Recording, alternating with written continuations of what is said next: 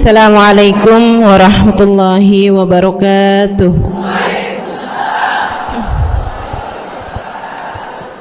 Alhamdulillah.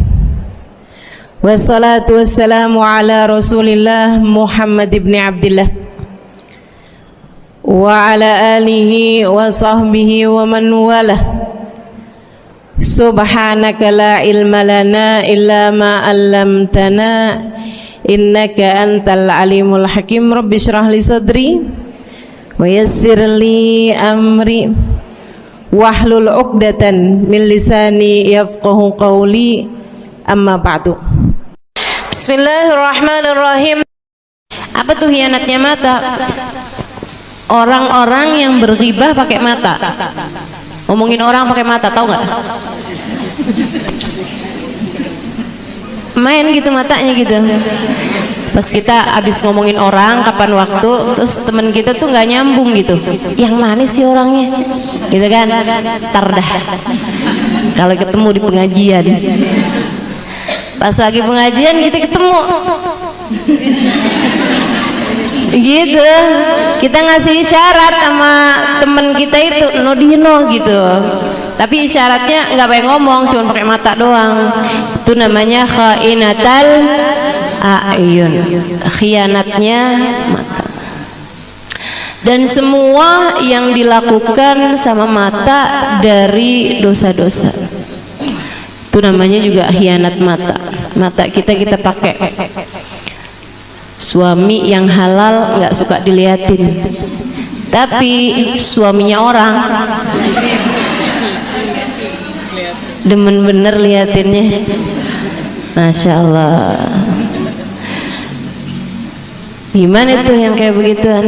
Ini teman-teman sekalian, kemampuan menjaga mata nih ya. Mudah-mudahan Allah Subhanahu wa taala karuniakan kepada kita insyaallah.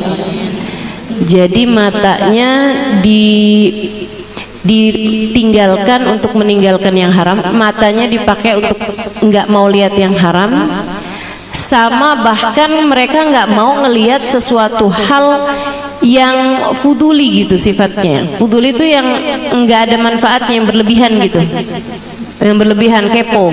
Itu dia tuh gitu. Ini para walinya Allah Subhanahu wa taala nih pada pinter-pinter nih urusan beginian nih. Para walinya Allah pada pinter-pinter. Kita nggak pada pinter-pinter nih urusan beginian nih. Jaga mata, jaga mata, jaga mata, gitu ya. Pas lagi jalan kayaknya cakep tuh, melihat. Kayaknya menarik tuh, lihat. Kan begitu ya? Masya Allah. Para walinya Allah pada pinter-pinter jagain mata mereka. Itu ya, jangankan yang kayak urusan-urusan misalnya tontonan-tontonan gitu yang mubah, apalagi yang makruh, apalagi yang haram. Yang kayak ada siaran Darul Mustafa tuh. Siaran Darul Mustafa kan apa namanya, video yang iniin acaranya Habib Umar tuh di Darul Mustafa. Tapi itu kan memang ada Habib-Habib lain-lain juga gitu kan. Itu Hubah Benur nggak mau lihat. Hubah Benur tuh lebih suka dengerinnya dari radio di Tarim sana, di Tarim sana. Hubah kalau acaranya Habib Umar Darul Mustafa itu lebih seneng dengerin di radio daripada ngelihat di TV. Kecuali kalau kajian yang sore tuh Rauhah, karena itu kan ke Habib Umar doang. Habib Umarnya duduk di kursi gitu, terus kameranya cuman ke Habib Umar doang gitu. Jadi Hubabah nonton tuh, karena kan ke Habib Umar doang gitu. Tapi kalau yang kayak Darul Mustafa punya maulid tuh, kan banyak tuh habaib-habaib di depan. Kan di ini semua kan, disorot semua gitu. Itu Hubabah nggak mau lihatnya dari situ. Kata Hubabah, nanti saya sibuk, si ini siapa, si itu siapa gitu, kata Hubabah. Kalau dibilang emang nggak boleh, emang haram, enggak juga, nggak haram gitu. Cuman Hubabah tuh maksudnya Hubabah, saya kan mau dengerin kajiannya, gitu kan. Saya dengerin acara maulidnya, saya nggak mau nyibukin mata saya buat ngeliatin orang-orangnya.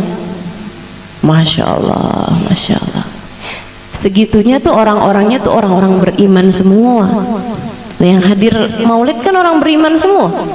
Orang-orang baik semua, orang punya cinta sama Allah dan Rasulnya. Segitunya hebat banget jagain matanya. Kita sih segala-gala kita tonton. Betul ya Bu ya? Aduh, segala-gala nih, mata apa aja nih yang udah dilihat. Astagfirullah, astagfirullah, astagfirullah. Mudah-mudahan dah Allah Subhanahu wa taala selamatkan mata-mata kita insyaallah. Dijaga mata-mata kita insyaallah. Mudah-mudahan Allah Subhanahu wa taala enggak biarin mata kita memandang kepada yang dimurka sama Allah Subhanahu wa taala.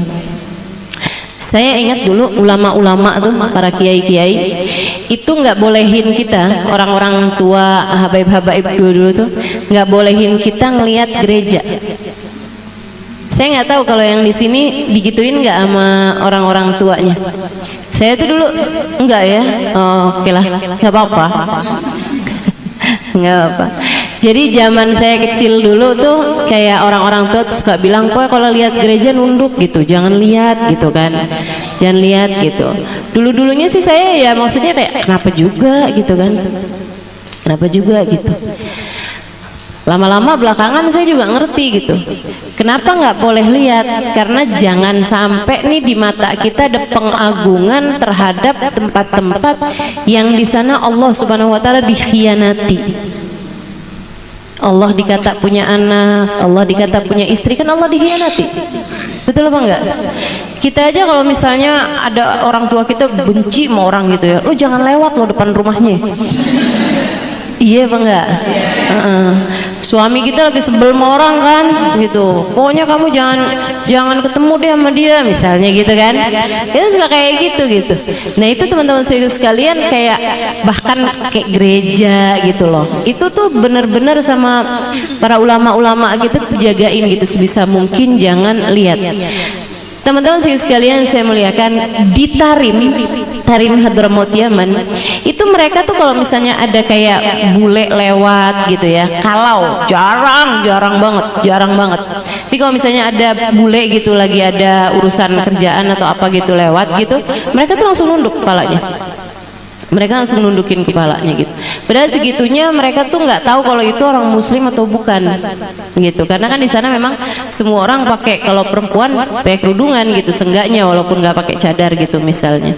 Dan pakai baju panjang gitu kan, pakai abaya hitam sama pakai kerudung hitam gitu. Sekurangnya kayak gitu, mau ada bule mau ada siapa gitu, sama kayak di Mekah Madinah kan juga kayak gitu. Kalau Mekah Madinah peraturan negaranya, jadi nggak boleh ada orang masuk Mekah Madinah orang nggak beriman selain muslim ya. Kalaupun misalnya gitu ada siapalah gitu ya, entah apa gitu yang bisa masuk kayak ke Jeddah atau apa, mereka suka pakai kerudungan gitu. Kalau Jeddah kan umum ya, tapi mereka suka pakai kerudungan juga gitu, pakai abaya hitam gitu. Nah kalau di Tarim itu memang kayak peraturan tak tertulis dari warganya gitu, bahwa semua orang harus kayak begitu. Sampai banyak diantara mereka orang-orang Tarim itu yang nggak pernah lihat orang kafir, nggak pernah lihat mukanya orang kafir tuh, nggak pernah lihat, nggak pernah lihat mereka gitu. Sampai-sampai ada di antara mereka tuh yang kayak di daerah yang agak dalam gitu ya. Misalnya kalau di kita mungkin kayak Depok, Bojonggede, Citayam. Tapi sekarang lo udah nggak daleman ya. Oh, udah jadi viral kayaknya ya. Itu teman-teman saya sekalian, sampai mereka tuh ada yang pernah nih, teman saya ditanya kayak begini, orang kafir tuh kayak apa sih gitu? Orang gitu bentuknya, sampai gitu, dari nggak taunya orang kafir tuh kayak gimana gitu, apa punya buntut gitu ya, maksudnya mereka tuh nggak tahu gitu bentuknya tuh kayak apaan gitu, dari nggak pernah lihatnya. Jadi seumur hidup tuh yang mereka lihat adalah orang-orang yang beriman kepada Allah, orang-orang yang punya takwa kepada Allah. Masya Allah, terjaga teman-teman kehidupannya. Nah itu kalau yang kayak Hubabah Nur gitu ya, itu bukannya memang kondisinya yang terjaga, tapi beliaunya yang ingin menjaga diri gitu. Beliaunya yang ingin menjaga diri. Jadi kalau misalnya kayak di jalan apa segala macam, nunduk aja beliau, nggak mau ngelihat. Maksudnya kalau kayak ke bandara kemana gitu kan, banyak ketemu orang-orang yang kayak gitu-gitu gitu. Sampai pernah saya suatu waktu jalan sama Hubaba, terus ada perempuan nyapu gitu di bandara, kayak petugas cleaning service-nya gitu kan. Terus kata Hubaba gini, Halimah, kesian banget ya, nggak pakai kerudung. Saya bilang, belum tentu muslim juga Hubaba. Ini kan belum tentu muslim ya. Masa saya mau bilangin gitu, Mbak pakai kerudungan Mbak, gitu kan, bingung juga gitu loh. Terus kata Hubaba gini, kamu bilang-bilangin kali Mas, siapa tahu gitu. Aduh, ini repot bener dah. Masya Allah. Tapi sih karena disuruh sama guru. Pokoknya saya tuh urusannya kalau disuruh sama guru tuh nggak ada pikiran dalam pikiran saya untuk yang ada pilihan saya kerjain apa nggak kerjain gitu. Nggak ada, kerjain nggak ya, cari alasan nggak ya, enggak. Udah disuruh ya udah disuruh gitu. Jadi saya samperin, saya ajakin ngobrol. Kerja di sini udah lama Mbak ini Mbak gitu kan. Terus akhirnya saya bilang itu, Mbak Muslim Mbak? Iya Muslim. Mbak, itu tuh yang duduk di sana tuh Mbak guru saya Mbak, saya bilang. Itu orangnya mustajab doanya, baik hatinya gitu. Dia pesan sama Mbak untuk pakai jilbab gitu kan, untuk pakai penutup aurat biar kita hidupnya di akhirat bisa lebih bahagia gitu. Kamu kalau kepengen apa-apa, doa atau apa, boleh tuh Mbak minta sama beliau gitu. Saya nggak tahu akhirnya kayak gimana juga teman-teman, dan nggak ingat juga muka dia kayak gimana. Cuman saya ngelihatnya orang-orang yang seperti Hubabah Nur gitu ya, para ulama-ulama itu pandangannya selalu memandang dengan pandangan rahmat terhadap siapapun. Jadi ngelihat perempuan nyapu di bandara dan beliau kira itu adalah muslimah gitu kan. Beliau ngerasa kayak yang orang ini juga harus selamat nih di akhiratnya. Orang ini harus bahagia nih di akhiratnya gitu. Itu yang selalu jadi bahan pikiran beliau gitu hari-hari. Jadi kalau misalnya lewat di Indonesia gitu kan, ngelihat ada orang-orang banyak yang nggak pakai jilbab, yang beliau pikirin ya itu, ya Allah selamatin mereka semua, ya Allah selamatin mereka semua. Dan saya nggak bisa ngomongin apa-apa sama mereka, maafin saya ya Allah gitu. Jadi setiap kali ada kesempatan untuk bisa nasehatin mereka gitu, ya dinasehatin sama beliau gitu. Dan itu juga Habib Umar seperti itu. Sampai pernah ada satu pramugari itu yang taubat gitu di ininya Habib Umar. Bisa Habib Umar bilangin suruh pakai kerudung begini begitu segala macam. Dia kemudian jadi masya Allah gitu, jadi perempuan yang masya Allah gitu kan, sesudah dinasihati sama beliau gitu. Nah itu para ulama-ulama kita tuh seperti itu teman-teman sekalian. Orang-orang soleh-solehah tuh kayak begitu gitu ya. Kalau kita kan enggak, kita ngelihat orang gitu ya pakai baju terbuka-terbuka gitu, pikiran kamu kayak gimana coba? Hah? Pikiran kamu kayak gimana? Atau nggak mikir? Atau bodoh amat? Bodoh amat kali ya, gitu ya, bodoh amat gitu. Atau bahkan ada yang kayak begini nih, godain laki orang tuh, nyinyir, ya Allah, ya Allah. Iya betul. Sekurangnya didoain kan begitu ya. Nah ini kemampuan menjaga mata. Mudah-mudahan Allah karuniakan pada kita insyaallah. Mudah-mudahan Allah karuniakan pada mata kita insyaallah. Amin ya rabbal alamin. Melihat siapapun, bahkan kepada pelaku dosa sekalipun, hati kita dipenuhi dengan rahmat. Bilangnya gini, ya Allah berikanlah hidayah kepadaku dan kepadanya. Berikanlah hidayah ya Allah kepadaku dan kepadanya. Gitu. Berikanlah hidayah ya Allah kepadaku dan kepadanya. Kita juga masih perlu banyak hidayah kok. Gitu. Iya betul, dalam masalah kita menutup aurat kita lebih baik daripada dia. Betul. Bagaimanapun memang harus diakui seperti itu kan begitu ya. Kamu ngelihat cewek gitu terbuka pakaiannya, pahanya kemana-mana, dadanya kemana-mana gitu. Masa kamu merasa bahwa pakaian dia lebih bagus daripada pakaian kita? Kalau kayak gitu tuh udah nggak tersisa iman teman-teman. Kalau kamu sampai bilang kayak begini nih, ih enaknya jadi orang kafir ya, gitu ya, enaknya jadi orang non muslim gitu, boleh tuh pakai baju kayak begitu gitu, itu udah nggak tersisa iman. Hati-hati tuh yang kayak beginian, hati-hati. Allah tuh pencemburu teman-teman. Kalau kamu ngelihat dan atau bahkan berpikir atau bahkan menyangka bahwa ada ajaran lain lebih mulia, lebih enak, lebih menyenangkan daripada ajaran Islam, Allah cabut. Sebab Allah pencemburu. Allah itu mencemburu. Kamu menyangka ada orang lebih mulia daripada Nabi Muhammad, hati-hati. La ilaha illallah Muhammad Rasulullahmu dicabut. Gitu. Ada ajaran lebih indah daripada Islam, hati-hati. Takutnya dicabut gitu. Kan teman-teman udah sering tuh saya ceritain orang yang dikuburin di India, tapi pas dilihat jenazahnya kan udah nggak ada di situ. Pindahnya ke Ma'la Hajun ya, dekat kuburannya Sayyidah Khadijah, gitu kan. Yang ditemuin di situ laki-laki jenggotan orang Mekah. Ternyata, kenapa kok bisa nih orang Mekah nih pindah ke situ? Kata istrinya, gara-garanya kalau dia habis hubungan intim malam-malam gitu ya, di musim dingin, dia suka bilang sama istrinya, ya ampun males banget ya, mesti mandi nih, enak nih jadi orang Hindu, jadi orang Buddha, kagak perlu mandi kalau habis beginian. Allah cabut imannya. Allah jadiin dia meninggal dalam keadaan tidak beriman kepada Allah. Allah kumpulkan bersama orang-orang Hindu, teman-teman. Hati-hati, hati-hati. Jika kita ngelihat ada orang tidak menjalankan syariat agama, gitu ya, dan kamu ngerasa enaknya jadi dia, gitu kan? Dalam masalah aurat kah, dalam masalah nggak wajib sholat kah, gitu ya? Mereka tuh nggak wajib sholat ya, tenang jadinya hidupnya. Kalau lagi belanja nggak susah-susah mikirin sholat. Kalau lagi kondangan nggak susah-susah mikirin sholat. Kalau lagi jalan-jalan nggak susah-susah mikirin sholat. Kita nih jadi orang Islam nih mesti mikirin sholat. Walaupun kamu sholat, tapi rasa hatimu yang menganggap ada orang lain, ada ajaran atau ada orang lain yang berkehidupan dengan lebih nyaman, ini nilainya nggak kecil di mata Allah SWT. Allah bisa cabut imanmu karena menurut Allah kamu tidak bersyukur, tidak menghargai nikmatnya Islam.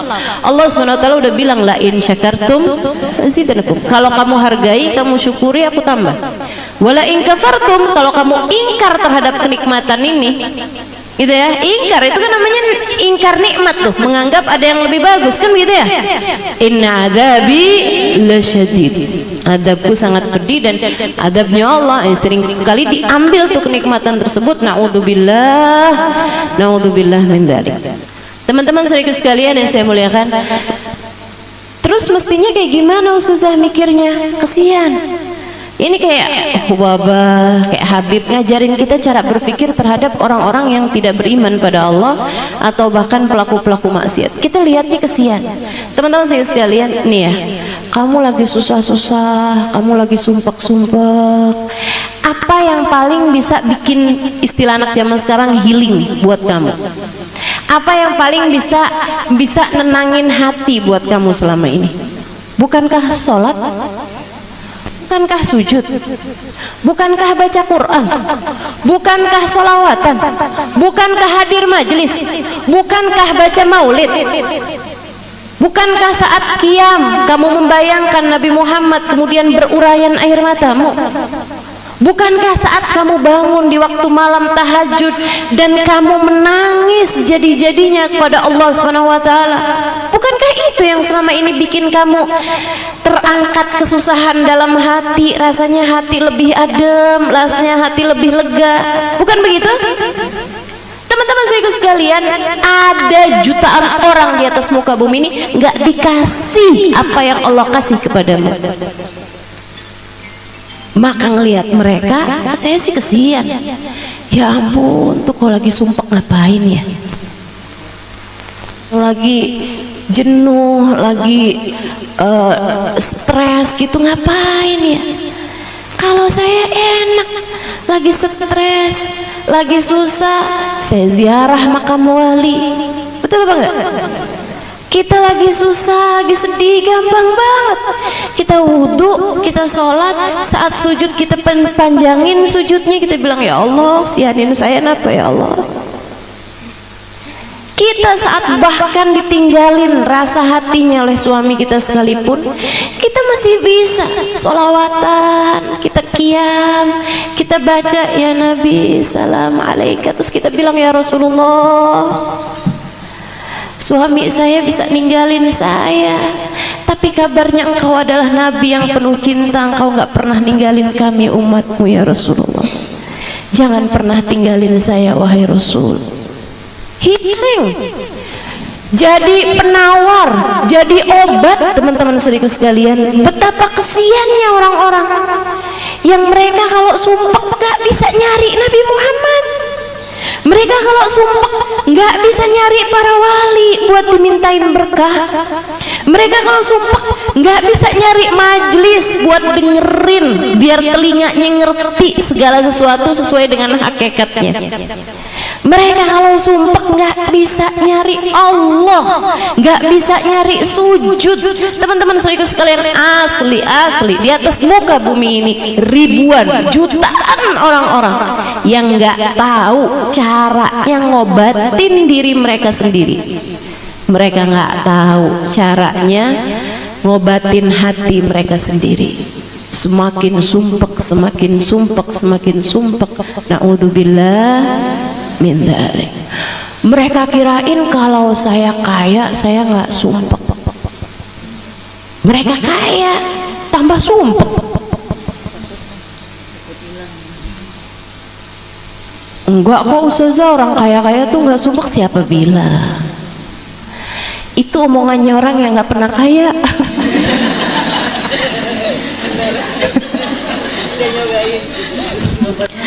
Nggak pernah tahu sih kamu. Makanya nggak tahu gitu kan. Masya Allah. Emang Ustazah udah tahu? Udah. Emang Ustazah udah pernah kaya? Saya udah banyak ketemu orang kaya Bu, tenang aja. Semuanya pada curhat sama saya. Semuanya pada minta didoain sama saya Bu. Percaya deh apa kata saya. Masya Allah, Masya Allah.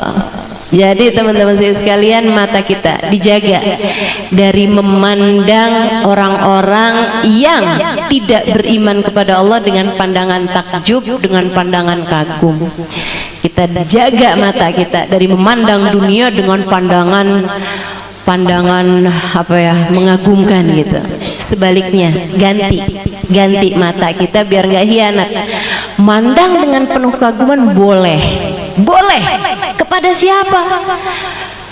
Kepada para ulama, kepada para aulia, kepada orang-orang yang hidupnya ngerjain taat pada Allah Subhanahu wa taala. Gitu ya. Kamu pandang dengan pandangan penuh takjub, silahkan. Kepada adik-adik santri yang hafal Quran, gitu kan? Yang pada hafal ribuan hadisnya Nabi Muhammad. Nah itu silahkan pandang takjub kepada mereka. Masya Allah, Masya Allah. Kepada para ulama-ulama yang terjaga tuh teman-teman sekalian, pandang dengan penuh takjub, gitu kan? Ustazah, tapi itu kan sekarang nih ya, ada ulama, anaknya ulama, ternyata kagak bener Ustazah. Ya itu mah oknum, pasti ada aja yang nggak bener, pasti ada aja. Tapi yang bener juga banyak. Betul apa enggak? Yang benar-benar teman-teman saudara sekalian, ulama-ulamanya Allah banyak. Yang nolak dikasih duit hanya karena khawatir uangnya itu uang syubhat misalnya atau uang haram, banyak teman-teman saudara sekalian, banyak. Jangan kamu kira karena kamu demen menduit semua orang demen menduit. Enggak gitu. Banyak orang yang enggak seberapa sama dunia. Kenapa? Karena mereka kekagumannya, merasa hebatnya kepada Allah Subhanahu wa taala, kepada Nabi besar Muhammad sallallahu alaihi wasallam. Jangan kamu kira karena semua orang kayaknya ngelihat dunia tuh dengan pandangan ngerasa kagum gitu kan. Lihat rumah bagus kagum, lihat mobil banyak kagum gitu. Jangan kamu kira semua orang kayak begitu gitu. Enggak. Banyak orang juga yang diceritain kesuksesan buat mereka itu bukan berupa materi gitu. Akan tapi lebih kepada kedamaian hati, lebih kepada kemampuan untuk mampu mencintai Allah dan Rasulnya lebih daripada segalanya, kemampuan untuk berkhidmah kepada para ulama, gitu ya. Banyak tuh yang kayak begituan juga. Mudah-mudahan Allah jadikan kita salah satunya insyaallah. Mengagumi Allah dalam hati kita, mengagumi Nabi Muhammad dalam hati kita, mengagumi ajaran agama Islam, mengagumi Al-Quran, mengagumi apapun yang dimuliakan oleh Allah Subhanahu wa Ta'ala. Teman-teman sekalian, saya udah pernah cerita mungkin ya, saya nggak tahu di sini atau di tempat yang lain. Ada salah satu teman saya waktu mondok, dia cerita, dia bilang, ya ampun, saya punya tetangga pulang haji jadi gila. Nih, pulang haji jadi gila. Jadi masalahnya bukan apa yang dilihat sama matamu, tapi bagaimana kamu berpikir terhadap apa yang kamu lihat.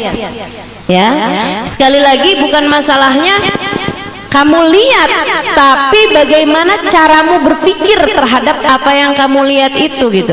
Itu namanya teman-teman sekalian. Makanya bukan ainnya yang penting itu, tapi basar. Basar itu cara pandang, gitu ya. Yang penting tuh bukan telinganya, tapi bukan udhun, dalam bahasa Arab tuh telinga, gitu ya. Tapi sama pendengaranmu tuh. Yang penting itu caramu mendengar itu yang kayak gimana. Gitu. Makanya kata Allah dalam Al-Quran, inna sam'a wal basara wal fuad kullu ulaika kana anhu mas'ula. Kata Allah Subhanahu wa taala dalam Al-Quran, inna sam'a, Allah nggak bilang innal aina wal uduna wal qalba gitu. Allah nggak bilang kayak begitu. Inna sam'a wal basara wal fuad kullu ulaika kana anhu mas'ula. Yang dihisab sama Allah tuh bukan mata, tapi cara melihat, caramu memandang. Bisa jadi nih semuanya sama-sama lagi ngelihat Halimah Idrus, akan tetapi caramu melihat ini yang kemudian akan dihisab sama Allah Subhanahu wa taala.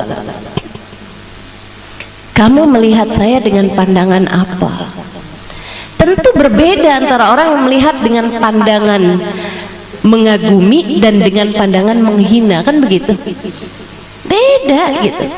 Teman-teman sekalian yang saya muliakan, kepada siapa pandangan kekagumanmu tertuju dan kepada siapa pandangan menghinamu tertuju? Nih teman-teman, ini yang akan dihisab sama Allah, bukan ain, bukan udur. Inna sam'a, sesungguhnya pendengaran, wal basar, dan penglihatan, cara dengar sama cara lihat, itu yang penting. Teman saya tuh cerita, pulang haji tetangga saya gila. Kenapa bisa gitu? Dari sejak awal nih dia dikasih tahu bahwa dia mau berangkat haji gitu ya, kuotanya keluar lah gitu. Itu dia tuh bilang bolak-balik, saya mau haji nih, mau lihat Ka'bah tuh kayak apaan sih. Jadi cara pandangnya terhadap sesuatu yang udah salah gitu. Orang semuanya pada pengen lihat apa namanya Ka'bah, pengen pergi haji, pengen tahu sih kayak apaan sih yang namanya Ka'bah tuh gitu. Teman-teman sikut sekalian, lihat nih Ka'bah ceritanya. Lihat Ka'bah. Waktu lihat Ka'bah, orang tuh kan semuanya tuh kalau ngeliat Ka'bah tuh subhanallah, rasanya ya emang luar biasa. Air mata nggak bisa dibendung gitu kan. Kecil aja, tapi mengingat bahwa yang kecil itu Allah nisbatkan kepada dirinya. Jadi pusat kiblat sholat kita gitu. Kita menghadap Allah, badan kita nih mesti dihadapin ke arahnya Ka'bah gitu kan. Itu kan luar biasa sekali nih tempat satu ini nih. caramu memandang, caramu berpikir tentang Ka'bah itu yang akan dihisab sama Allah. Dan itu yang kenapa kata Nabi Muhammad, memandang kepada Ka'bah sekali seperti ibadah setahun. Bukan asal mandang, teman-teman. Jangan kamu kira asal mandang, sama kayak memandang ulama gitu ya, seperti ibadah sekian tahun. Bukan asal mandang, teman-teman. Kalau mandangin sambil mikir gitu, jenggotnya tebel juga ya, tuh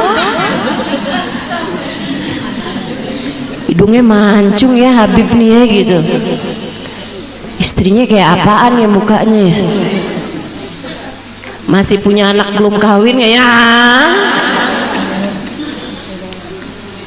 Itu teman-teman sekalian, masalahnya bukan pada kamu lihat apa atau kamu lihat siapa, tapi caramu berpikir terhadap apa yang kamu lihat, terhadap apa yang kamu dengar gitu.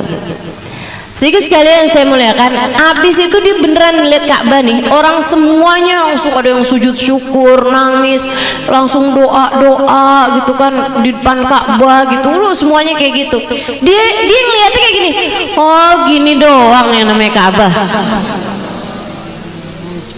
Gini doang yang namanya Ka'bah. Sampai dengan pulang ke rumahnya nggak ada yang dia omongin selain gitu doang yang namanya Ka'bah. Ka'bah loh ngono tok gitu katanya. Bahasa Jawa gitu. Ka'bah tuh ternyata begitu doang katanya gitu. Sampai jadi gila, nggak ada yang bisa diomongin selain kata-kata itu. Allah benar-benar merendahkannya, teman-teman. Allah benar-benar menghinakannya. Naudzubillah min dzalik. Makanya kita mesti mengagungkan, ngelihatnya aja tuh mesti dengan pengagungan terhadap hal-hal yang berkaitan dengan Allah, berkaitan dengan Nabi Muhammad sallallahu alaihi wasallam. Kayak saat kamu ngelihat misalnya rambutnya Nabi Muhammad, ini cara pandangmu tuh gimana gitu. Teman-teman sekalian, saya pernah melihat satu kotak yang memang itu adalah kotak buat para cewek. Itu kan suka ada tuh yang nyimpen apa namanya, iket rambut di situ. Iya, kotak aksesoris lah ya, kayak gitu ya. Saya pernah ngelihat satu kotak dan itu nggak berhenti air mata saya mengalir, nangis teman-teman saya sekalian. Kenapa? Gara-garanya ditulis di bawahnya, saat kotak itu ditaruhin penutup gitu ya, dari kaca yang tebal tentu saja, dan ditulis di bawahnya kotak aksesoris Sayyidah Fatimahuz Zahra. Ya Allah, kotak aksesorisnya Sayyidah Fatimah.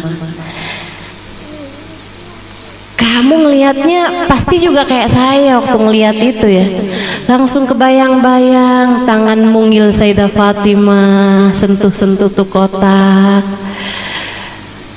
Ya Allah, langsung kebayang gitu tuh kotak dibawa-bawa sama Fatimah kecil pada masa hidupnya. Kebayang langsung, ya Allah, Fatimah, Sayyidah Fatimah bintun Nabi sallallahu alaihi wasallam, bid'atul Mustafa, bagiannya Nabi Muhammad, separuhnya Nabi Muhammad. Fatimah bid'atun minni, kata Nabi Muhammad, Fatimah adalah separuh aku. Masya Allah, Masya Allah. Itu teman-teman saya sekalian, jadi masalahnya bukan pada apa yang kamu lihat, tapi caramu memandang. Abu Yazid Al-Bistami, siapa tuh? Mujaddid Qarnul Tsani. Ada ulama namanya Abu Yazid Al-Bistami, mungkin kamu jarang dengar namanya ya, tapi ini adalah salah satu dari ulama-ulama besar dunia. Sesudah Sayyidina Umar bin Abdul Aziz, Nabi Muhammad bilang kayak begini nih, likul qarnin mujaddid. Setiap 100 tahun agama Islam nih sama Allah dikasih mujaddid, pembaharunya umat. Ya, pembaharunya umat. Umat zaman sekarang siapa nih pembaharunya? Wallahu a'lam, banyak yang bilang Habib Umar bin Hafid, karena gejolak dakwah yang ditimbulkan oleh Habib Umar bin Hafid di negeri kita aja berasa banget ya. Kalau ibu-ibu 20-30 tahun yang lalu mau pergi ngaji palingan cuman ke Kuitang, ibu ya? Ya kan gitu ya? Pengajian khusus perempuan mungkin nggak ada 30 tahun, 40 tahun lalu. Teman-teman sekalian saya muliakan, tapi kan majelis-majelis yang sampai dihadiri anak-anak muda ketemu nggak lagi zaman dulu? Nggak ada. Nih ibu-ibu mulai ngaji-ngaji nih pas udah, ya maksudnya berapa tahun terakhir ini palingan? Sejak ada Ustaz ya? Teman-teman sekalian saya muliakan, nah ini kan yang banyak merubah dakwah ini adalah Habib Umar bin Hafid dan murid-muridnya Habib Umar bin Hafid, gitu kan ya? Murid-muridnya ini kan berkah gurunya nih, berkah gurunya teman-teman sekalian. Saya ngelihat diri saya, innama ana khuwaidimuhum, saya ini cuman pelayan kecilnya para habaib-habaib, pelayan kecilnya para hubabah-hubabah gitu. Saya bukan hubabah Halimah, gitu kan ya? Saya cuman Ustazah Halimah. Emang beda tuh ustazah tingkatannya? Ya beda lah gitu. Kalau hubabah itu kita panggil tuh untuk perempuan-perempuan yang memang udah Masya Allah gitu ya, secara ibadah, secara doanya mustajab, kedekatan dengan Allah Subhanahu Wa Taala gitu. Dan saya belum sampai itu gitu. Tapi kalau ustazah doang mak, anak-anak kita di sekolahin TK manggil gurunya siapa? Ustazah, ya kan? Makanya saya sih nggak apa-apa panggil ustazah. Anggaplah saya guru TK. Teman-teman sekalian yang saya muliakan, jadi ustazah bilangin kita murid TK nih. Ya kalau boleh begitu. Enggak lah ya, ini udah SD lah ini. Teman-teman sekalian, kembali lagi kepada Abu Yazid Al-Bistami. Nah, Abu Yazid Al-Bistami ini mujaddid. Jadi mujaddid seperti yang tadi saya sampaikan ya. Zaman sekarang nih banyak yang bilang Habib Umar bin Hafid, banyak juga yang bilang yang kemarin meninggal Habib Abu Bakar Masyhur. Ya, teman-teman sekalian, Abu Bakar Adni bin Ali Masyhur. Beliau itu juga seorang mufakir ya, seorang pemikir yang memang banyak mengubah. Jadi kayak semacam ngupgrade ajaran agama Islam gitu. Ilmunya bukan keyakinannya ya, tapi ilmunya dengan ada namanya fiqhul muhawalat. Teman-teman sekalian saya muliakan. Nah, ini setiap 100 tahun tuh selalu ada pembaharu dalam umat ini. Jadi Islam tuh ntar kalau udah Allah lihat kayak mulai lesu, Allah timbulin lagi satu ulama yang mendunia, yang kayak bisa bikin agama Islam tuh jadi tuh menggeliat lagi gitu, jadi kayak semarak lagi gitu. Selalu seperti itu teman-teman sekalian untuk 100 tahun. Nah, 100 tahun pertama para ulama sepakat itu terjadi dengan keberadaan Sayyidina Umar bin Abdul Aziz. Itu seorang khalifah yang sangat adil, yang luar biasa teman-teman sekalian, merupakan cicit dari Sayyidina Umar bin Khattab alaihi ridwanullah. Jadi jatuhnya tuh habis wafatnya Nabi Muhammad ya sekitaran 100 tahun. Nah, yang keduanya, mujaddid yang kedua itu namanya Abu Yazid Al-Bistami. Ya, bin Bustam, Sayyidina Abu Yazid Al-Bustami. Teman-teman sekalian, Abu Yazid Al-Bustami itu dari dicintanya sama Allah Subhanahu wa taala, dari dicintanya sama Allah Subhanahu wa taala sampai kalau dia bercanda aja malaikat-malaikat langit ikutan pada ketawa. Gimana kalau di ibadah coba? Ada tuh orang dari dicintanya tuh sampai kayak begitu. Gitu ya. Jadi nggak heran kalau ada, saya berkali-kali membaca cerita tentang Nabi Muhammad tuh kalau lagi nangis itu malaikat di atas langit ikutan nangis semua teman-teman, ikutan nangis semuanya gitu. Itu terjadi kepada baginda kita Nabi besar Muhammad gitu kan. Jadi sekalian saya muliakan, kalau Nabi Muhammad udah pasti dong tercintanya. Tapi ada orang, seorang wali min auliyaillah, seorang kekasih Allah Subhanahu wa taala gitu ya, ya Abu Yazid Al-Bistami ini teman-teman saya sekalian, itu yang kalau bercanda malaikat-malaikat langit pada ikutan ketawa gitu. Ya ampun, Bu Yazid ini lucu. Lucu banget segitu. Itu malaikat-malaikat langit teman-teman. Ini jangan sampai nih ya, kita nih jadi orang-orang yang bahkan kita ibadah aja malaikat lihatnya empat. Nauzubillah, nauzubillah, nauzubillah, nauzubillah, nauzubillah. Bayangin ya, ada orang nih badannya lagi sholat, hatinya penuh dengan kebencian, hatinya ngomongin orang, hatinya ngata-ngatain orang. Tuh kira-kira malaikat ngelihatnya empat apa nggak empat? Kira-kira empat tuh teman-teman. Ini orang lagi sholat tapi lagi bikin dosa dengan hatinya. Hatinya lagi ngata-ngatain orang. Bahkan orang yang dikata-katain nih kadang-kadang yang paling dekat sama dia suaminya. Lu sambil sholat ya, emang dasar nih orang, nauzubillah, jahat banget sih ya jadi orang ya. Udah tuh, ya ampun, kamu ngadep Allah pakai badan kamu, tapi hati kamu lagi bikin dosa. Menurutmu malaikat memandangmu dengan pandangan penuh kasih sayang atau memandangmu dengan pandangan penuh kemarahan? Kemarahan. Kita udah bisa bayangin gitu. Nah tuh teman-teman sekalian, Abu Yazid dari dicintanya sama Allah SWT, jangankan ibadahnya, yang udah pasti malaikat-malaikat seneng liatnya. Dia lagi bercanda aja malaikat tuh ikutan ketawa-ketawa teman-teman. Nah Abu Yazid ini pernah bilang tentang kedekatannya pada Allah SWT. Ya, Abu Yazid bilang, "Man nadhar ila wajhi aw nadhar ila man nadhar ila wajhi dakhala al-jannah." Siapa yang melihat saya atau ngelihat orang yang ngelihat muka saya, aku jaminkan dia masuk surga. Tuh Abu Yazid. Karomahnya Abu Yazid, karomah itu kemuliaan yang Allah berikan kepada Abu Yazid.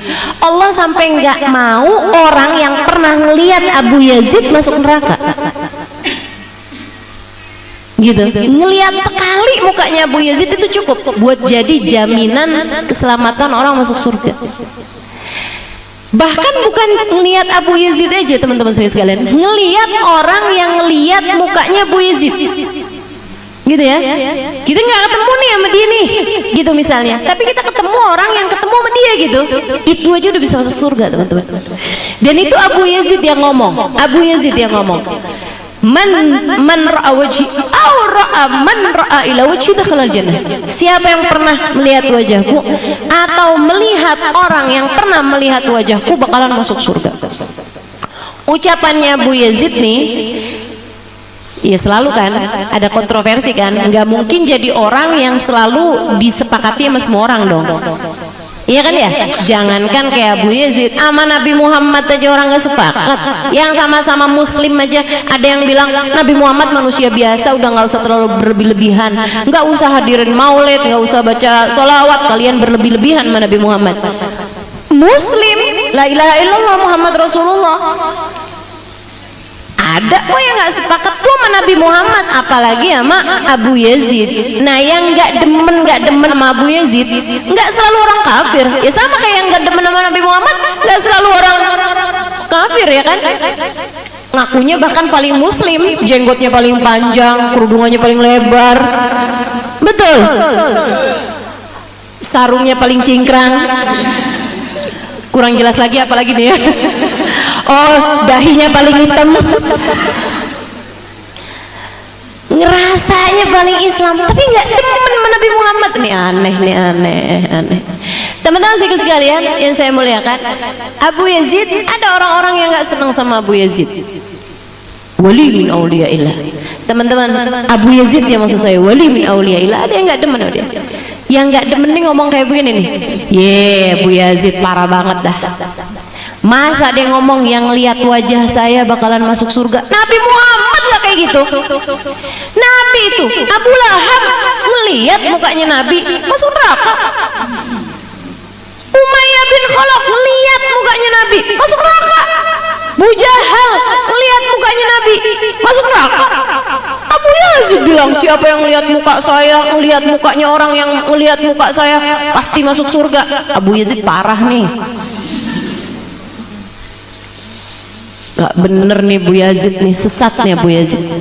Teman-teman saya sekalian, tapi orang-orang yang ngerti Abu Yazid siapa dan ngerti juga Nabi Muhammad siapa, mereka jawabin, Katanya mereka yang paham urusan nih, paham, ngerti siapa Allah, ngerti siapa Rasulullah, ngerti siapa Abu Yazid pada zaman itu, pada jawabin, Abu Yazid bener kok, omongan Abu Yazid bener. Siapa yang lihat Abu Yazid atau ngelihat orang yang ngelihat Abu Yazid bakalan masuk surga. Tapi masalahnya bukan pada apa yang dilihat, cara lihatnya. Dia bilang Nabi Muhammad juga, siapa yang ngelihat Nabi Muhammad atau ngelihat orang yang ngelihat Nabi Muhammad atau bahkan ngelihat orang yang ngelihat kepada Nabi Muhammad pasti bakalan masuk surga. Lah, Abu Jahal nggak masuk surga, Umayyah nggak masuk surga, Abu Lahab nggak masuk surga. Yang mereka lihat bukan Nabi Muhammad. Innama ra'au yatima Abi Talib, innama ra'au yatim Abi Talib. Yang mereka lihat cuman anak yatim yang diasuh sama Abu Talib. Jadi kalau ngelihat Nabi Muhammad sebagai anak yatimnya Abu Talib, ya nggak bakalan bawa kamu kemana-mana. Ya kan begitu ya? Sama kayak kalau teman-teman ngelihat Habib Umar sebagai suaminya Hubaban Nur, ya nggak akan bawa kamu kemana-mana. Betul apa enggak? Oh ini nih lakinya Hubaban Nur, ya nggak akan kemana-mana teman-teman, nggak akan bawa kamu kemana-mana.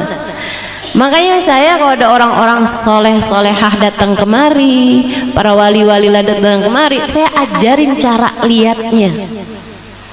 Kemarin saya sampaikan tuh, kok teman-teman dengerin saya. Itu kalau dengerin ya. Saya nggak nyalain kalau ada yang nggak dengerin, mungkin ngantuk. Teman-teman saya sekalian, kalau kita ngelihat orang-orang soleh, ya apalagi Abu Yazid, apalagi Nabi Muhammad tentu saja gitu ya.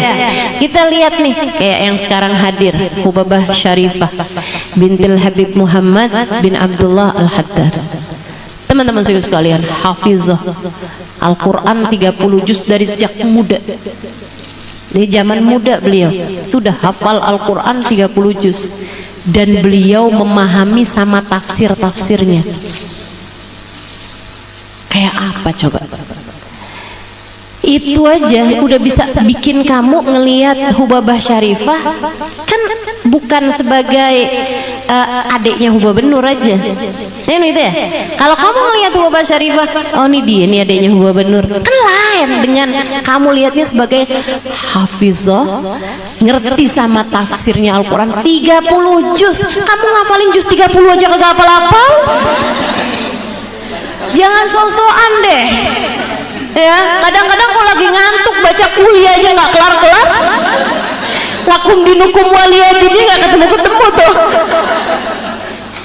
Ada yang pernah begitu?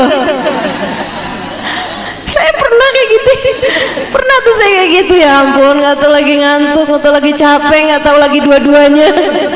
Ya Allah, ini baca kuliah kok kayak nggak kelar-kelar ya. Kuliah ayyuhal kafirun la a'budu ma ta'budun wa la antum a'biduna ma a'bud wa la ana a'budu ma abadtum wa la antum a'biduna ma a'bud wa la ana a'budu ma abadtum wa la antum a'biduna ma. Kok kelar-kelar ya?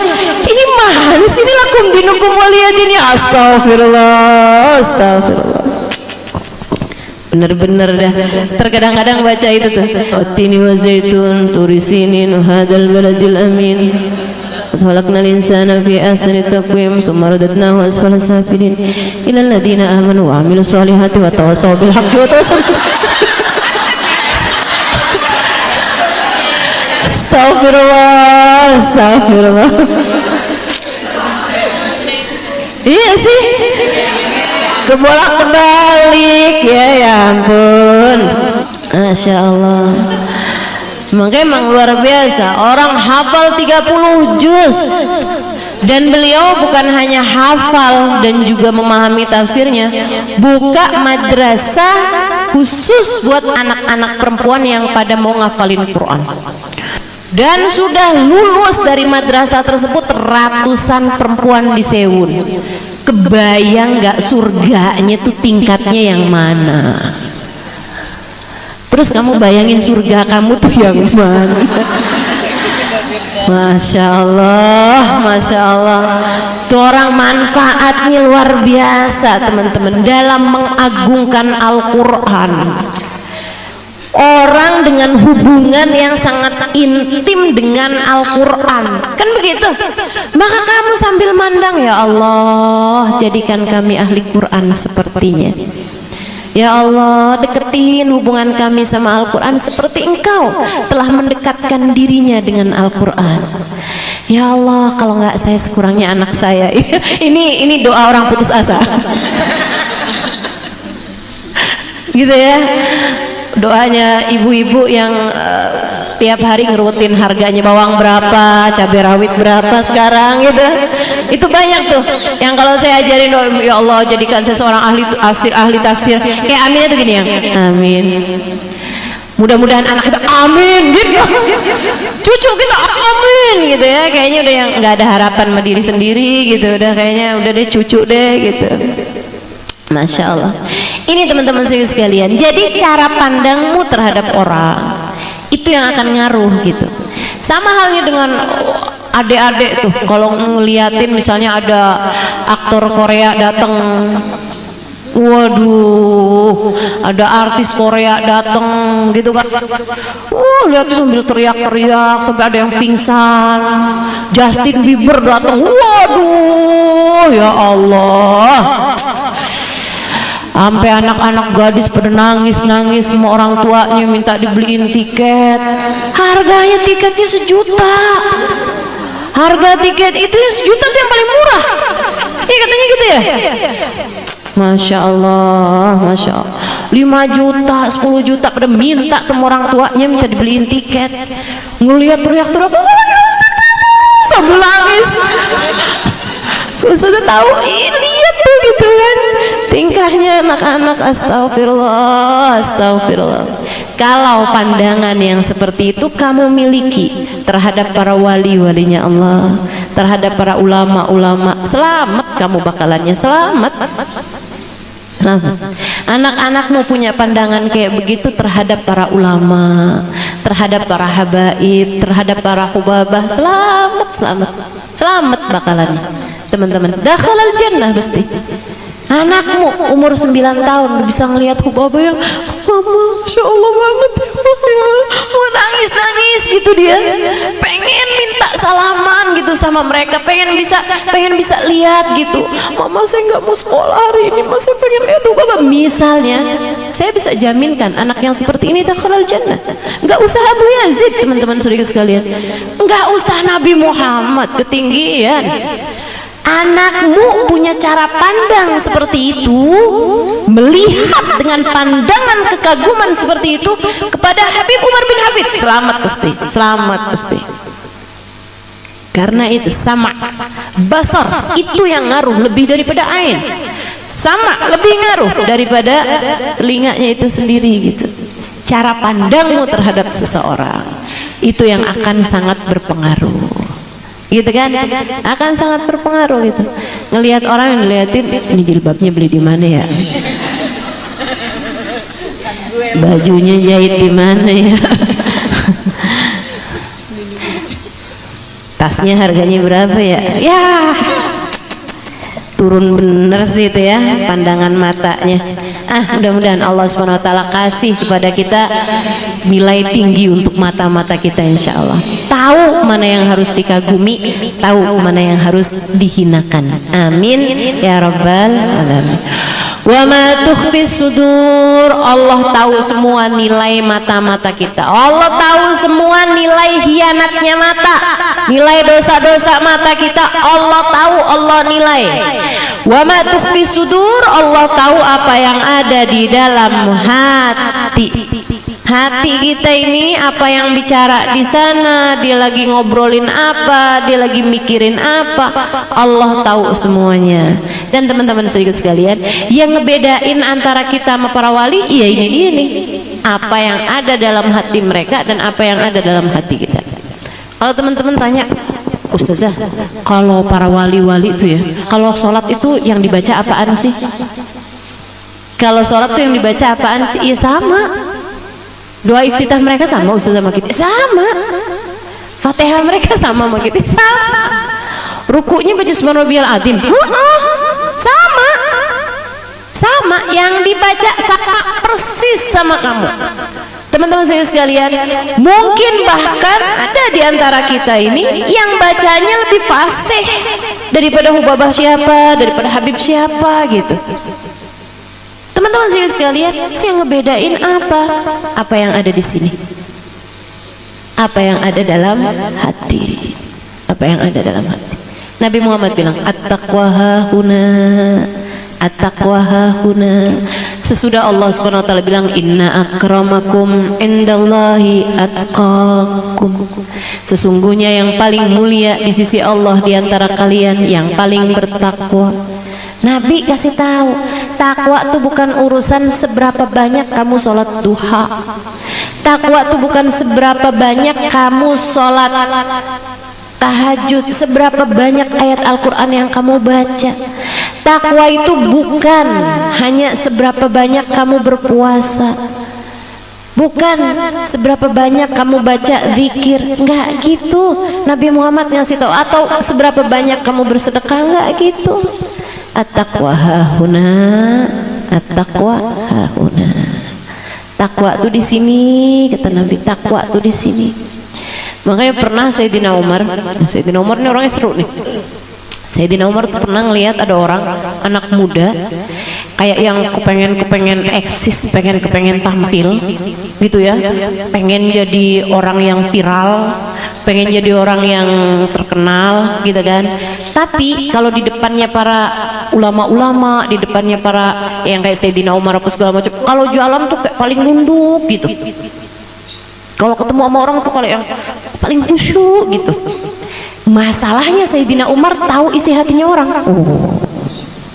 Sayyidina Umar dan para wali-walinya Allah tuh banyak yang pada dikasih tahu isi hatinya orang. Teman-teman saudara sekalian, itu ya yang kayak Hubabah Nur, kayak Habib Umar, kayak Hubabah Maryam gitu. Yang saya tahu gitu, sering banget tahu isi hatinya orang. Sering banget tahu apa yang terjadi sama orang. Teman-teman saya sekalian, saya pernah kok sama Hubabah Maryam, saya dibisikin gitu sama Hubabah di majelis loh ini. Hubabah ngomong kayak begini, Halimah, kamu liatin orang yang ada di sebelah situ yang pakai kerudungan itu. Iya Hubabah, tanyain ada apa sama dia. Maksudnya dia itu terjadi ada apa gitu. Saya tanya, habis selesai majelis gitu ya, saya tanya sama Hubabah, pokoknya Hubabah tuh mau saya nandain dulu orangnya gitu. Saya takut habis selesai majelis orangnya kan bubar gitu kan, nggak kelihatan lagi. Habis selesai majelis saya tanya gitu, Hubabah emang kenapa Hubabah? Dan Hubabah bilang, ini saya langsung serem waktu itu. Hubabah bilang kayak gini, dulu saya pernah ketemu sama dia Halimah, mukanya dulu bercahaya, sekarang jadi gelap banget, serem saya lihatnya. Saya langsung merinding saya takut saya menjadi orang yang seperti itu teman-teman. Saya takut gitu, ada wali-walinya Allah yang bilang, ini anak mukanya kok tambah lama jadi kayak binatang. Astagfirullah. Saya takut entah apa yang mereka lihat dari diri saya. Serem saya. Teman-teman sekalian, bahwa apa yang saya dengar waktu itu dari Hubabah Maryam almarhumah ya, membuat saya tahu bahwa nih ya, saya nggak bisa lihat. Jadi kalau kamu nggak usah nanya sama saya, Ustazah lihat saya kayak gimana gitu, nggak ada. Dan saya juga nggak akan ngomong, wih muka kamu bercahaya banget, ibadah apa nih yang kamu kerjain, enggak. Saya tahu kalau saya lihat mukanya orang bercahaya, ganti krim, perawatannya ganti, glowing. Jadi kalau saya bilang muka kamu sekarang bercahaya, pakai krim apa? Itu pertanyaan kelanjutan saya. Nggak usah GR dulu, karena saya nggak bisa lihat. Teman-teman sekalian, saya nggak bisa lihat. Tapi saya kasih tahu bahwa meskipun saya nggak bisa lihat, bukan berarti di atas muka bumi ini nggak ada orang yang bisa lihat. Para hubabah, para habaib, para wali itu banyak di antara mereka tuh yang bisa lihat, teman-teman sekalian. Banyak di antara mereka tuh yang bisa tahu isi hatinya orang.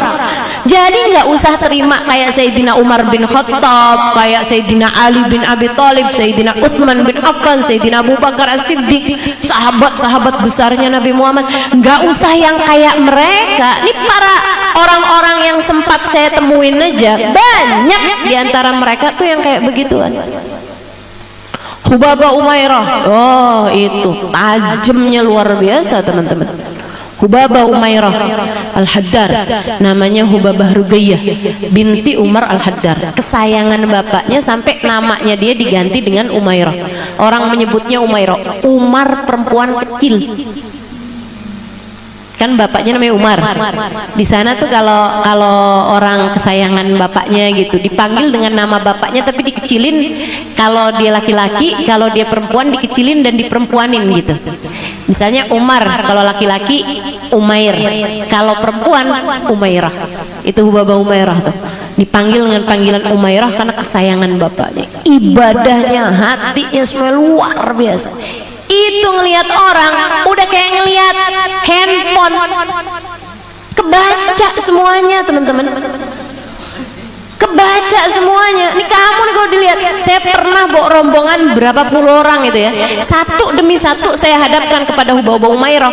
Itu bacaan yang Hubabah Umairah kasih, ijazah bacaan yang Hubabah Umairah kasih persis semua sama yang dia sangat perlukan pada waktu itu.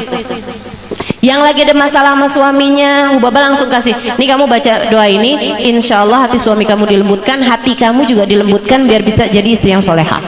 Nggak pakai ngomong teman-teman. Sama orang-orang kayak Hubabah Umairah nggak pakai ngomong. Yang lagi ruwet mulu sama urusan utang, Hubabah langsung kasih bacaan, nih kamu baca ini. Atau Hubabah Umairah, baca yang benar, tiap kali masuk rumah kamu baca ini, tiap ini baca ini, gitu digajarin sama Hubabah gitu, biar kamu rezekinya digampangin gitu. Yang lagi urusan suaminya berbagi hati sama orang, langsung nih tiap habis sholat mau pegang dada baca begini begini begini, biar hati kamu diluaskan sama Allah Subhanahu wa taala, biar kamu bisa sabar ngadepinnya. Semuanya tuh Hubabah tuh persis semua, udah kayak dokter, profesor. Itu pun juga abis ngelihat hasil ronsen, bukan asal-asal dokter aja nggak tahu loh, betul nggak? Mesti ngelihat ronsen dulu. Ini lebih canggih daripada dokter manapun teman-teman, para walinya Allah Subhanahu wa taala.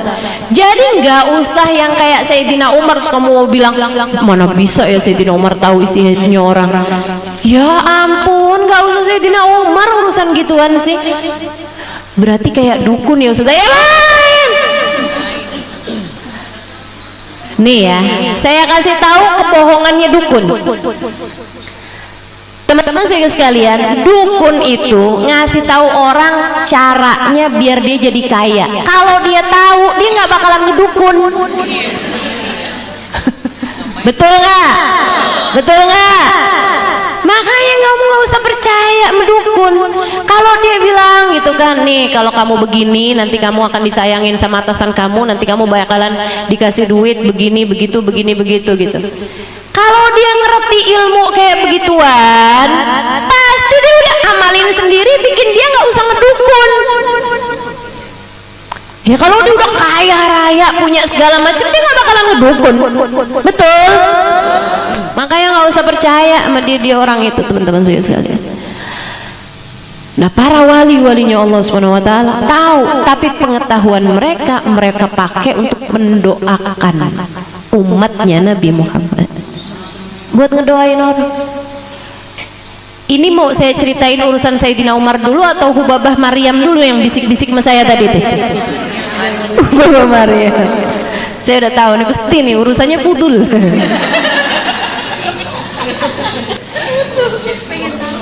Itu teman-teman.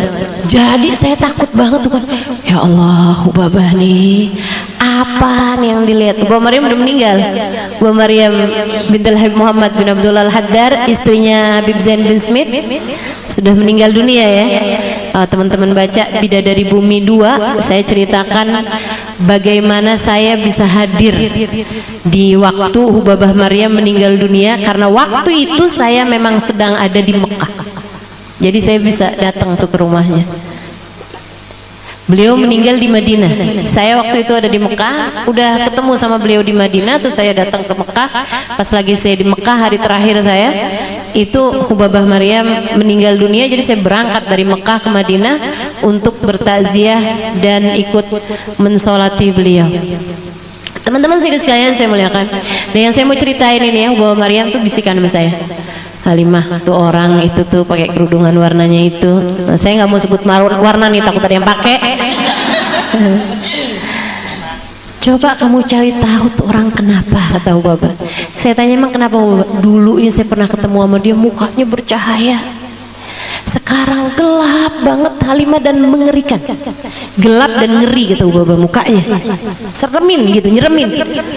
Dan itu nggak sering-sering sih Hubabah ngomong kayak gitu. Biasanya sih mungkin kayak didoain aja. Cuman ini kayak kebangetan kali ya. Jadi Hubabahnya pengen tahu sebabnya apa gitu. Pas saya lihat, dalam pandangan saya cakep banget. Saya sih pengen tahu, pengen tanya krimnya apa, perawatannya pakai apa gitu. Nah dalam pandangan saya, maka ibu-ibu kalau saya bilangin urusan-urusan gitu jangan percaya dah. Saya belum bisa lihat. Akhirnya teman-teman sekalian, saya pun cari tahu dari orang yang kira-kira tahu lah gitu ya, kayak yang di kalangan keluarga situ gitu. Saya tanyain. Akhirnya saya dapetin jawabannya. Dia bilang, Ustazah, itu tuh sekarang ikut aliran yang ngebenciin sahabat tuh Ustazah. Masuk aliran yang membenci sahabat dan mengatasnamakan cinta kepada ahlul bait gitu. Itu mereka tuh kalau tanggal-tanggal 10 nanti nih pada suka bikin acara pukul-pukul dada untuk kayak memperingati hari kematiannya Sayyidina Husain bin Ali bin Abi Thalib. Kita cinta sama Sayyidina Husain, tapi cara kita memperingati nggak kayak gitu modelnya. Pukul-pukul dada, teriak-teriak, wah gitu cara kita. Kita bacain sejarahnya, kita bacain tahlil, kita baca yasin, gitu ya. Kita hal-hal yang seperti itu tuh sangat dianjurkan tentu saja buat kita mengenang perjuangan seorang cucu Nabi Muhammad sallallahu alaihi wasallam. Tapi dengan pukul-pukul dada, apalagi di tempat asalnya ajaran itu ya, di sono di Iran, itu sampai setiap tahun tuh pasti ada korban nyawa teman-teman, sampai mati karena mereka tuh pada pakai ini ya, pakai cambuk, pakai pecut gitu, sampai pada meninggal dunia, darah-darah. Ya Allah, ya Allah. Itu tuh Hubabah Maryam. Begitu saya kasih tahu, akhirnya tahu Bapak pantesan hilang semua cahayanya, mukanya sekarang jadi hitam, jadi ngeri begitu. Saya nggak bisa lihat hitamnya, yang saya lihat sih putih, cantik, glowing gitu kan. Para wali-walinya Allah bisa lihat. Makanya hati-hati tuh kalau ketemu yang begituan. Mesti pinter-pinter nyimpen muka dalam tas. Gimana caranya itu ya? Sayyidina Umar bin Khattab, teman-teman sekalian, ngelihat nih orang nih, tahu Sayyidina Umar nih pemuda, takwanya itu bukan urusan hatinya. Jadi kayak sok-sokan takwa gitu, lain nih ya sama orang sok takwa, kan beda nih. Orang baik bagus, sok baik gak bagus, betul nggak? Orang kaya ya silakan aja, tapi sok kaya lebih jelek lagi. Orang miskin nggak apa-apa, tapi sok miskin itu juga jelek. Sok miskin maksudnya kayak gimana Ustazah? Suka minta-minta gitu kan, kelihatan paling menderita, paling miskin gitu kan. Itu namanya sok miskin ya. Sok miskin nggak bagus, sok kaya nggak bagus juga gitu. Jadi kayak gimana mendingan? Ya udahlah, sok cantik nggak bagus, sok jelek juga nggak bagus. Kayak yang paling jelek-jelek sendiri gitu ya. Padahal orang jelek kan banyak. Masya Allah. Jadi teman-teman, Sayyidina Umar nih ngelihat orang ini, anak muda ini. Waduh, kalau ini tuh kelihatannya kayak paling khusyuk gitu. Kelihatannya kayak paling khusyuk gitu kan, paling nunduk. Wes, kalau depannya Sayyidina Umar tuh jalan tuh sampai paling nunduk gitu. Tapi tuh hatinya pengen pamer, seneng kalau kelihatan ibadahnya, seneng kalau cuman nunduk kayak kok jalan. Ketemunya sama Sayyidina Umar, sama Sayyidina Umar diginiin, apa tuh namanya, dijenggut ya, betul nggak bahasa sini apa dijenggut, ditoyor, oke. Boleh ditoyor teman-teman sama Sayyidina Umar. Ya Allah, gini mas Sayyidina. Jadi dia lagi jalan, bayangin gak sih ini momennya nih lucu bener. Iya, Sayyidina Umar lagi jalan, si anak muda ini juga nunduk sama Sayyidina Umar. Sayyidina Umar terus bilang, ya fata at-taqwa hahuna laisa hahuna, at-taqwa hahuna laisa hahuna. Kata Sayyidina Umar, nah, yang namanya takwa letaknya di hati, bukan di dahimu itu. Bukan di dahimu. Takwa adanya di hati. Nah, merasa diri bukan sesiapa, merasa diri bahwa Allah lah segalanya. Itu yang namanya takwa. Gitu ya. Orang yang pandangannya tuh selalu ke Allah, bukan ke dirinya sendiri. Gitu. Masya Allah, Masya Allah. Dia ngelihat dirinya nggak ada, yang dilihat Allah SWT. Itu hakikat takwa, teman-teman. Wa ma tukhfi sudur. Itu yang ngebedain hatinya wali sama hatinya kita. Hatinya wali ngelihat Allah aja, hatinya kita ngelihat diri kita aja. Hatinya wali di luar sholat aja kayak lagi ngerasanya di hadapan Allah. Hatinya kita di dalam sholat aja masih kita ngadep kepada diri kita. Saya lagi lapar nih, habis ini mau makan apa ya? Itu kan ngadep sama diri sendiri tuh. Betul apa enggak? Ya Allah, ya Allah, berisik bener sholat kita. Makanya teman-teman sekalian saya muliakan, kita mah sholat aja karena diperintahkan sama Allah. Tapi ngarep masuk surga gara-gara sholat kita, ya ampun jauh banget dah. Jauh banget. Nggak bisa. Jadi kalau ditanya bekal kamu menuju surga apa? Cinta. Bekal saya menuju surga cinta. Teman-teman nanya, ustazah bekalnya menuju surga apa cinta? Cinta itu kan nggak bisa dibohongin ya. Cinta sama siapa? Cinta sama para wali, cinta sama para ulama, cinta sama para habaib, cinta sama Sayyidah Fatimah, cinta sama Sayyidah Khadijah, cinta sama Sayyidah Aisyah, cinta sama Nabi Muhammad sallallahu alaihi wasallam, cinta sama guru-guru saya. Masa sih mereka nggak ada yang bisa nyelamatin saya? Pasti dong nyelamatin saya. Cinta sama Nabi Muhammad nggak mungkin dong saya nggak diselamatin sama Nabi Muhammad. Betul apa nggak? Betul apa nggak? Jadi teman-teman jujur-jujuran aja. Banyak kenal sama Nabi Muhammad dari siapa? Dari saya kan. Banyak tahu cerita tentang Nabi Muhammad dari siapa? Dari saya. Segitunya misalnya Nabi Muhammad menyelamatkan teman-teman karena teman-teman sholawatan banyak, cinta juga sama Nabi gitu. Masa Nabi Muhammad nggak nyelamatin saya? Nggak mungkin kan? Pasti banyak yang protes dong. Rasul, saya nih tahu engkau dari dia, dari Ustazah Halimah. Masa Ustazah Halimahnya nggak diselamatin? Kesian Rasul. Betul bang? Jadi kalau teman-teman tanya bekalan saya buat ke akhirat apa? Cinta. Saya nggak punya bekal sholat karena saya lihat sholat saya masih berisik, masih bising, masih rame bener. Saya baru ngerti sholat badan teman-teman.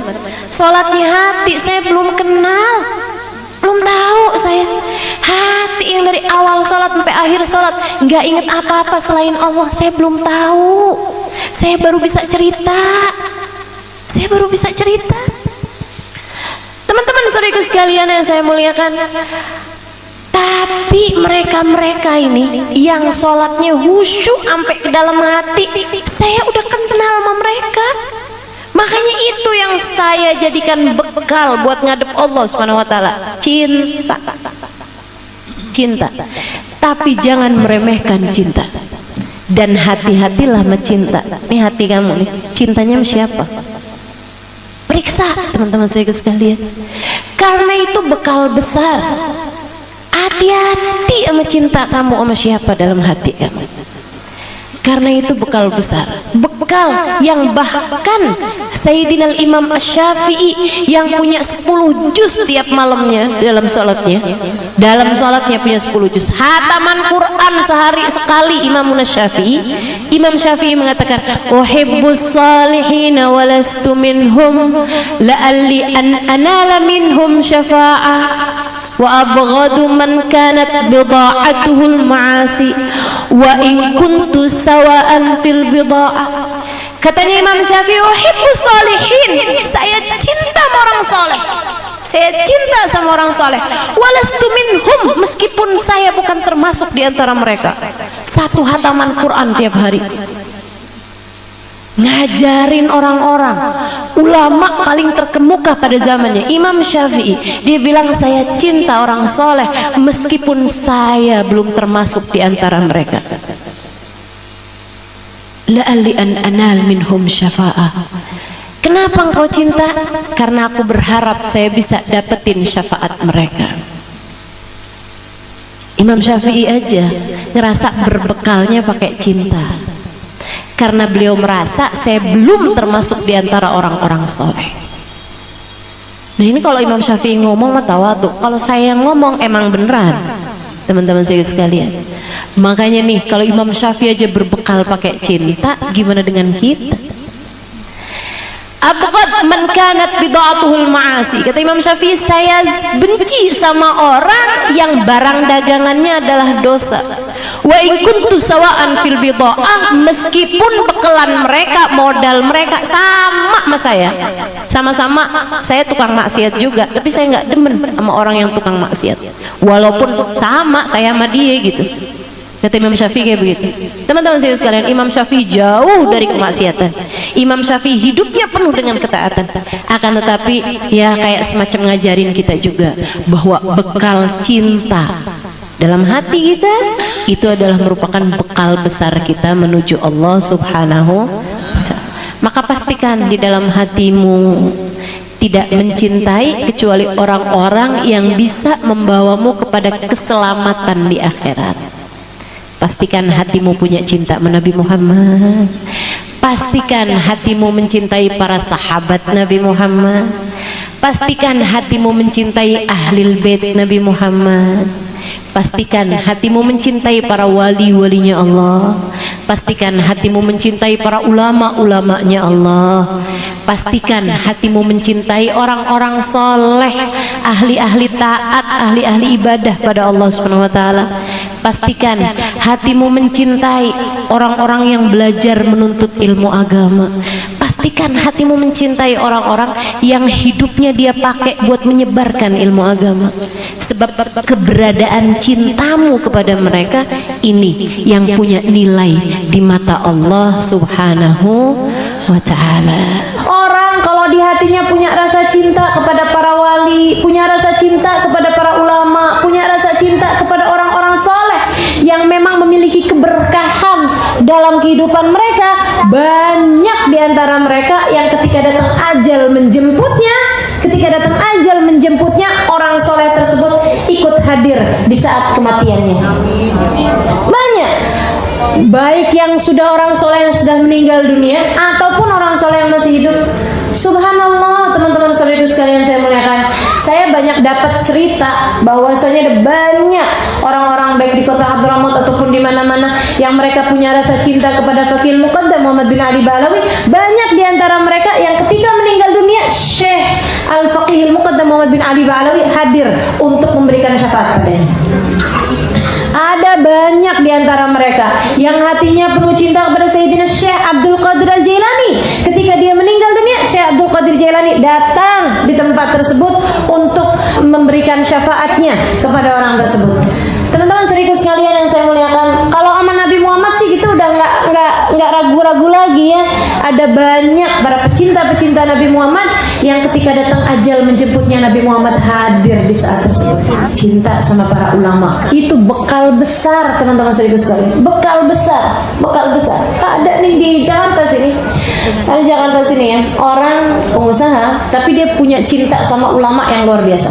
Satu hari dia sakit, dijengukin sama Sayyid Abbas, saudaranya Sayyid Maliki, adiknya Sayyid Maliki, ulama, orang soleh, orang masya Allah.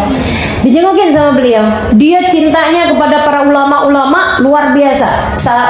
Yang terbesarnya cintanya kepada Sayyid Abbas Al-Maliki ini. Kemudian dia lagi sakit, dia bilang sama Sayyid Abbas, dia bilang, Sayyid, ini kayaknya saya udah bentaran lagi meninggal. Kata Sayyidnya, enggak, kamu masih akan panjang umur.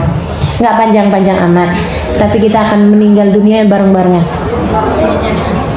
Katanya Sayyid Abbas, kita akan meninggal dunia barengan. Teman-teman saya sekalian, saya muliakan. Dia bilang, gitu ya Sayyid, kalau gitu yuk kita adain maksudnya semacam perjanjian gitu, kita mau meninggal dunia barengan. Ini kan ulama-ulama tuh kalau yang besar-besar kayak gitu tuh bisa bikin perjanjian kematian. Ya Allah. Saya kenal, makanya saya tahu cerita ini gitu ya.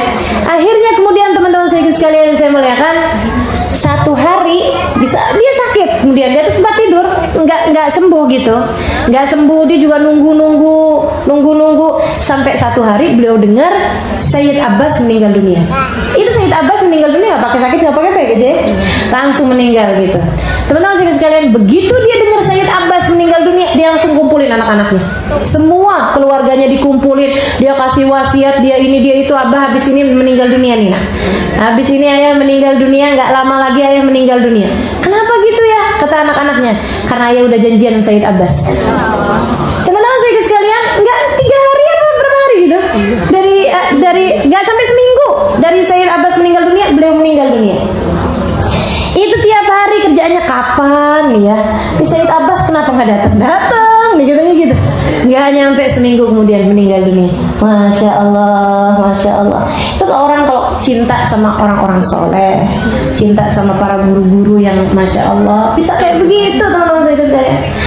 Waktu Habib Hasan Asy-Syatiri ini yang kalau yang udah meninggal dunia malah hal yang sangat memungkinkan ya. Yang masih hidup nih orangnya nih, maksudnya belakangan ini dan orangnya masih hidup. Dulu Habib Hasan Asy-Syatiri itu punya khadim yang khidmah sama beliau dari zaman muda. Khadimnya Habib Hasan. Pokoknya dia ngurusin Habib Hasan, nyuciin baju, nyuciin piring, ini itu segala macem semua deh urusan Habib Hasan dia yang kerjain. Khadimnya Habib Hasan. Nggak pernah mau dibayar. Sama Habib Hasan nggak mau. Udah Bib, nggak Bib, aneh nggak mau Bib. Mana pahala aneh dari mana Bib? Kalau antum bayaran nggak mau Bib. Yang ada aneh mau ngasih Bib sama Bib, nggak mau Bib. Pokoknya gitu terus. Sampai akhirnya udah bertahun-tahun, ya dapat rezekinya dari arah yang lain. Allah Maha Pemberi rezeki. Sampai udah dapat bertahun-tahun dipanggil sama Habib Hasan Syatri. Ente ini, ana ini udah ente khidmahin udah berapa puluh tahun. Sekarang ana mau nanya, apa yang ente mau? Ana mau doain, mau mintain sama Allah apa yang ente mau. Ya Allah Bib, ana udah tungguin Habib nanya kayak begini dari kapan tau Bib? Bilang gitu. Dan nungguin nih saya nih, kapan Habib nanya kayak begini, saya tahu pasti akan datang waktunya. Salmi, kayak Nabi Muhammad ya, terhadap orang yang khidmah menabi kan Nabi begitu, salmi. La ya Rasulullah, ba'da ma yarzuqani Allahul iman wa an yaj'alani sahabatik ma uridu syai'an. Dia bilang, enggak Rasul, abis Allah karuniakan iman dan saya jadi salah satu sahabatmu, saya enggak pengen apapun. Kata Nabi Muhammad, la salni. La budda ya Rasulullah, la budda anta salni. Akhirnya kemudian diminta gitu kan, uridu murafaqatak fil jannah. Sahabat tuh, sahabat Nabi Muhammad alaihissalam. Nah ini dia bilang, ya Allah Bib, aneh udah tahu Habib pasti bakalan nanya satu hari. Jadi saya udah siapin jawabannya. Katanya Habib Hasan, apa? Kamu mau apa dari saya? Dia bilang, saya kepengen seperti mana Allah anugerahkan kepada saya kebersamaan sama Habib di dunia, saya pengen bareng-barengan sama Habib dimanapun saja berada. Katanya Habib, insya Allah kamu bareng-barengan sama saya di akhirat. Enggak cuma akhirat Bib, di kubur juga. Insya Allah kamu bareng-barengan sama saya di kubur. Enggak hanya di kubur Bib, mati juga Bib. Habib mati saya mati, barengan gitu maksudnya. Ya, dah Bib. Fatihah, Fatihah. Baca. Jadi itu perjanjiannya, jadi itu. Teman-teman sekalian, Habib Hasan meninggal dunia. Jadi di saat Habib Hasan meninggal dunia, dia begitu Habib Hasan meninggal nih, yang lain-lain sedih gini gitu, digirang, dibilang abis ini ana juga gitu.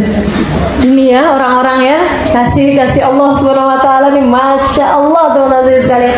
Dia senang dan dia siap-siap tiap hari sholat awal waktu, asal adzan ini aja dia langsung sholat begini begitu segala macam gitu.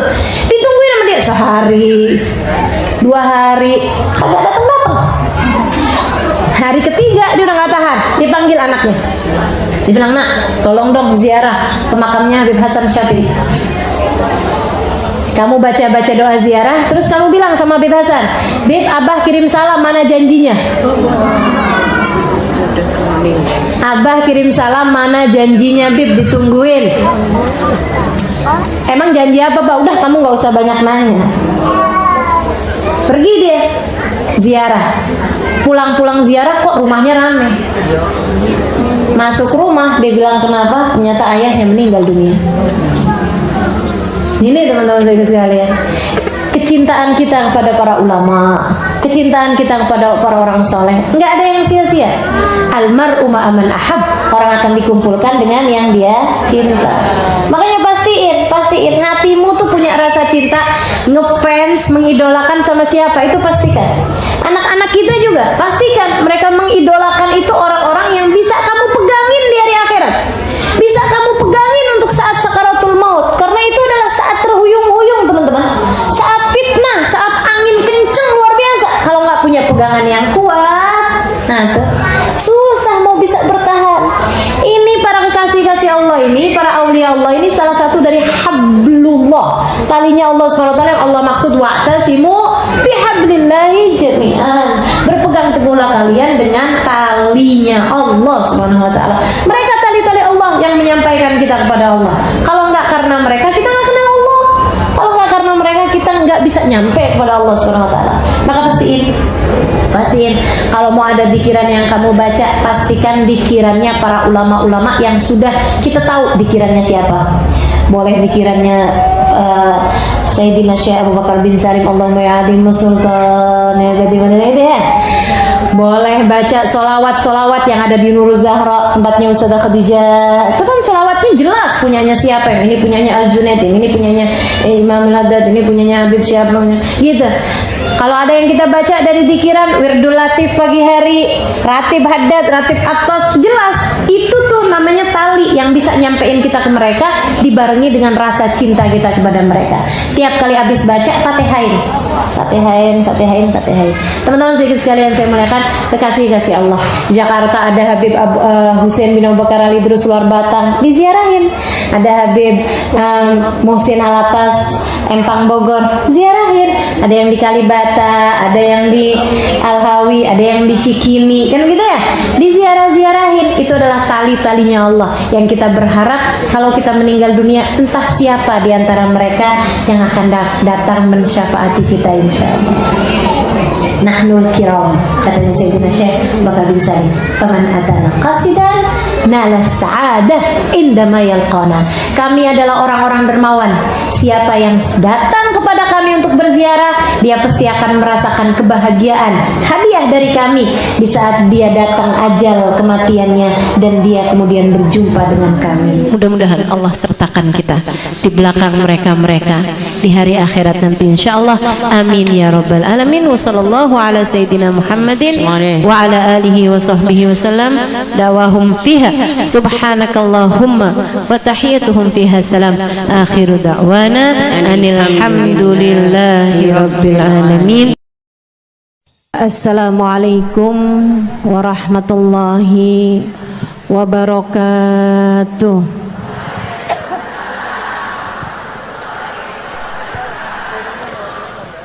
Alhamdulillah, wassalatu wassalamu ala Rasulillah Muhammad ibn Abdillah wa ala alihi wa sahbihi wa man wala. Subhanaka la ilma lana illa ma 'allamtana innaka antal alimul hakim. Rabbi shrah li sadri wa yassir li amri wahlul 'uqdatan min lisani yafqahu qawli. Amma ba'du. Alhamdulillah, Allah sampaikan juga saya ke tempat ini, masjidnya Allah Subhanahu wa taala, bait min buyutillah, rumahnya Allah.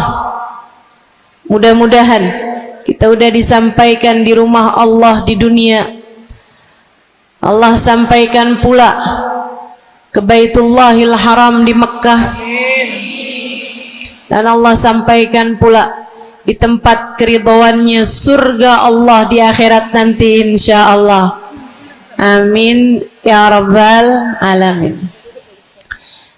Rabbi la tukhzini yawma yub'atsun yawma la yanfa' mal wala banun illa man atallaha biqalbin salim. Kata Nabi Ibrahim yang Allah tuliskan dalam Al-Quran, ya Allah, jangan kecewakan aku, jangan buat aku susah pada hari di mana Engkau membangkitkan hamba-hambamu. Nanti di akhirat saat manusia dibangkitkan, ya Allah, jangan buat saya susah, jangan buat saya kecewa. Yauma la yanfa' mal wala banun, hari yang itu loh ya Allah, hari yang tidak bermanfaat orang bawa harta, hari yang tidak bermanfaat orang bawa anak. Yang bermanfaat hanyalah orang yang datang pada Allah biqalbin salim, dengan membawa hati yang selamat. Karenanya siapapun di antaramu yang akan menuju ke akhirat, semua dari kita menuju ke akhirat. Siapapun di antaramu yang kepengen di hari akhiratnya nanti menjadi orang yang tidak susah, menjadi orang yang tidak sedih, menjadi orang yang tidak kecewa, menjadi orang yang tidak ketakutan, menjadi orang yang berhasil. Siapa di antaramu yang kepengen di hari akhiratnya nanti berbahagia, bersukacita? Siapa yang kepengen di hari akhiratnya nanti bergembira? Pastikan saat-saat ini, saat hidupmu di dunia ini, pastikan kamu sedang menuju kepada keselamatan hati. Hatimu selamatkan. Hatimu selamatkan, teman-teman. Hatimu selamatkan.